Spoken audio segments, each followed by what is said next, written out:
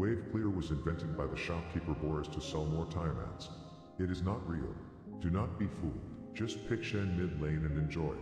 Was recently said by a wise Shen main, and while it might sound like a conspiracy you'd hear in a Kanye interview, this man, ex-Pedu, has been walking the walk to back up his talking talk by proving once again how Shen is one of the few champs that can be played effectively in every role, and recently this savage shiny shuriken slinger is rocking the River Shen 2.0 pick in the mid lane,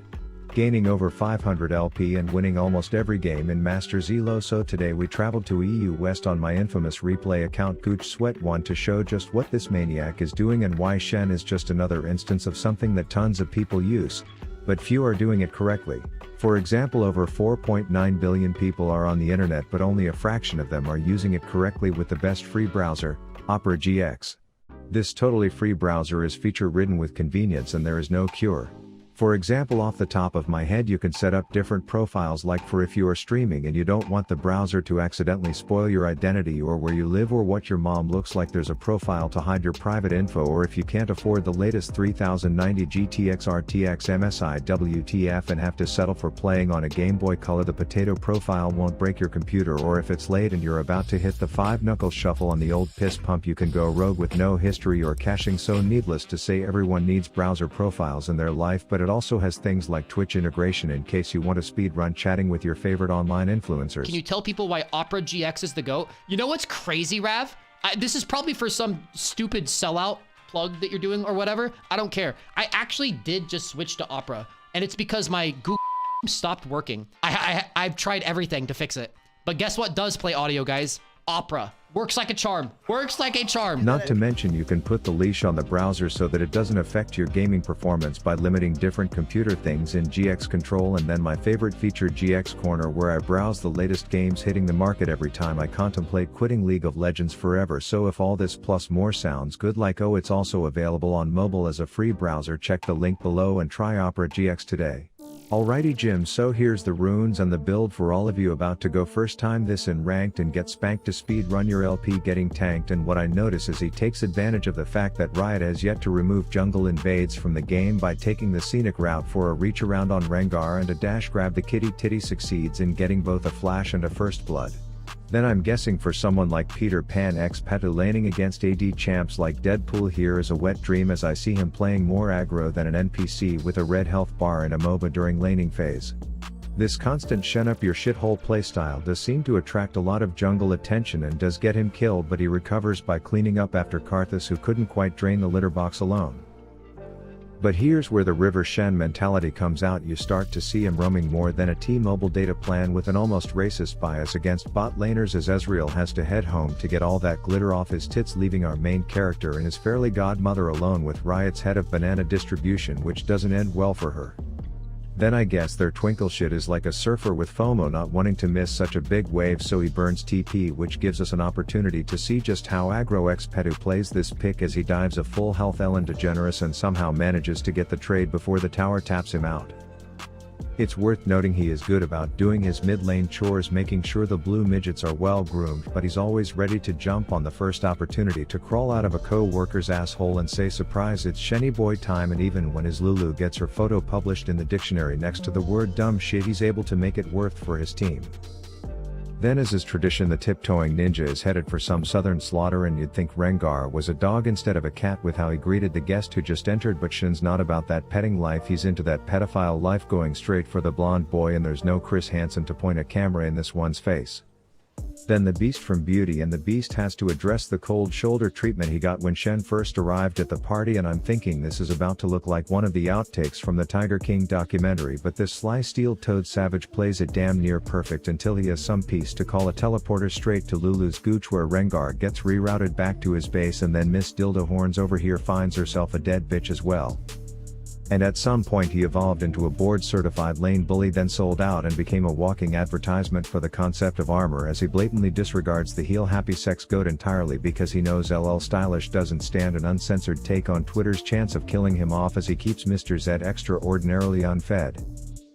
Then just when you think the nomadic ninja is about to settle down, he waits for his jungler to summon Niagara Falls, then ports in to make sure his team's twerps have their life jackets on, which turns the situation into a bunch of over-aggressive cocky incels barking at each other with no ability to actually fight. Call it the comment section of any Reddit post on the League subreddit, until patient Patrick here waits for the bad guys to get on with their day so that he can dash and flash onto some unicorn ash, which puts her in the surprise me slaughterhouse, and then they all chase the enraged Twinkleshit, who is determined to be buried in glitter when he dies. He now has recruited the perky-titted pirate to hang around him and do nothing of use outside of increase his social value like an armored-up Dan Bilzerian, as he looks danger in the eyes and says Ligma, which kills the kitty and leaves Deadpool low and about to get drowned in a heat-seeking waterfall, which lands Shen the double. And I guess the pattern of people underestimating a mid-lane Shen is part of the strategy, because the number of times two losers walk up flaccid dicks in hand asking if he could spare a quick 300 was astounding, as every time he welcomes the threesome knowing he will fuck at least one of them good, and then he sticks around, taunting them into letting him taunt them in what seems like his intentions are clear, but time after time these inbreds dance too close to the fire and end up burning to whatever the hell Lulu has in her kit to do ticking damage here. Then even when he is hard at work vandalizing statues, you see him looking for opportunities to be tenants of teammates' taints, which in this case was just for the shield to turn a tight 1v1, which earned his team a 2 towers for 1 BOGO special. And I guess building more armor than a Russian war tank allows you to disregard the territories that tower typically claim. Bloons tower defense, over which opens doors to take steaming dumps on Healy-queefing unicorns, and which incidentally is distracting enough to secure his team free drags as he puts on a clinic of how to be a frontliner by sucking up abilities like a damn vacuum cleaner until he has an opportunity to do a dash and you dead combo on catnips for the kill. We see him top lane, and I'm thinking maybe a bit of split push Shen is the late game strat psych bot lane shitholes he be crawling out of, as he's basically a kill participation printing press who oh so generously is giving kills to his boys at this point. Now he buys anathemas, which I guess is just to further ruin some sad shitter's day, as you see someone trying to take a piss in shrubs where they have surveillance, which prompts a quick game of lethal patty cake, to which Rengar doesn't seem to be a fan of, but on Xpedu's Rift you don't just walk away from games of patty cake unless you are looking to get chased down by a mob of misfits and ultimately murdered in the forest. When teamfights break out, it looks like he can withstand more poke than a cadaver, but his teammates can't always hang, so he sticks around on the outskirts reminding Zed who's fed, and then sneaking out the back to better stage his grand entrance back into the brawl with the barber that his presence turns. Now for those of you who don't know, Riot is contemplating a change that would make you do 20% less damage in the enemy jungle, which would greatly reduce plays like the one you are seeing, while simultaneously shoving their game even further down the stink-ridden shithole it's stuck in. But if you are Xpedu, you enjoy the ability to invade and play a non-one-dimensional game while you can.